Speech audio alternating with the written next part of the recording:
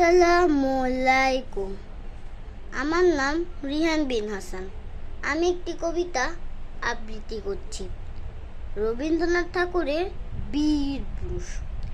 মনে করো জানো, বিদেশ ঘুরে মাকে নিয়ে যাচ্ছি অনেক দূরে।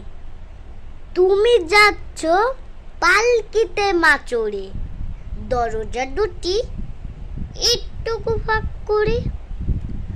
আমি যাচ্ছি রাঙা ঘোড়ার পরে, টকবকিয়ে তোমার পাশে পাশে। রাস্তা থেকে ঘোড়ার ঘুরে ঘুরে না ধুলায় মেঘ ঘুরিয়ে আসে। সন্ধে হলো, সূর্য নামে পাটে, এলেম জানো চোরা দিঘির মাঠে। ধন্যবাদ সবাইকে।